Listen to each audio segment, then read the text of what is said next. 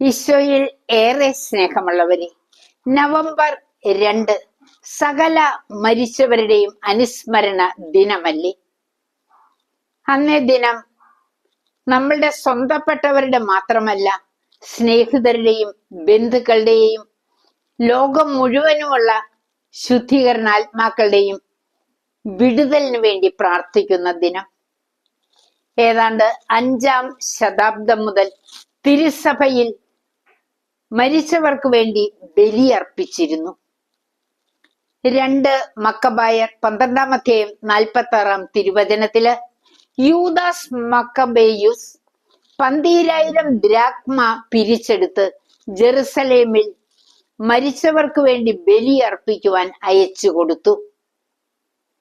പ്രഭാഷകൻ 2:11 പറയുന്നുണ്ട്, അവിടുന്ന് പാപങ്ങൾ ക്ഷമിക്കുകയും കഷ്ടതയുടെ ദിനങ്ങളിൽ രക്ഷയ്ക്കെത്തുകയും ചെയ്യുന്നു.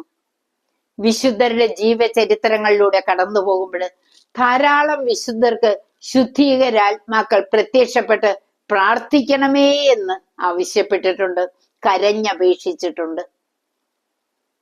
ഇവരെല്ലാം സ്വർഗത്തിലെത്തിയാൽ ആര് മൂലം സ്വർഗത്തിലെത്തിയോ അവരോട് നന്ദിയുള്ളവരായിരിക്കും. അവരുടെ ആവശ്യങ്ങളിൽ സഹായം ഈശോയിൽ നിന്ന് വാങ്ങിത്തരും. ഈ സത്യം നാം തിരിച്ചറിയണം. ഇന്നേ ദിനം ശുദ്ധീകര ആത്മാക്കൾക്ക് വേണ്ടി പ്രാർത്ഥിക്കാം. കഠിന പാപം മൂലം ശപിക്കപ്പെട്ടവരുടെ കൂട്ടത്തിൽ ഉൾപ്പെടുത്താൻ അർഹതയില്ല. അതേസമയം വിശുദ്ധിയുടെ പൂർണ്ണത ഇല്ലാത്തതിനാൽ സ്വർഗപ്രാപ്തിക്കും യോഗ്യരല്ല. ഇങ്ങനെയുള്ളവർക്കുള്ള ശിക്ഷാ കേന്ദ്രമാണ് ശുദ്ധീകരണ സ്ഥലം. നമുക്ക് അവരെ നന്ദിയോടെ ദയയോടെ അനുസ്മരിക്കാം, പ്രാർത്ഥിക്കാം. ദൈവം എല്ലാവരെയും സമൃദ്ധമായി അനുഗ്രഹിക്കട്ടെ. ആമേൻ.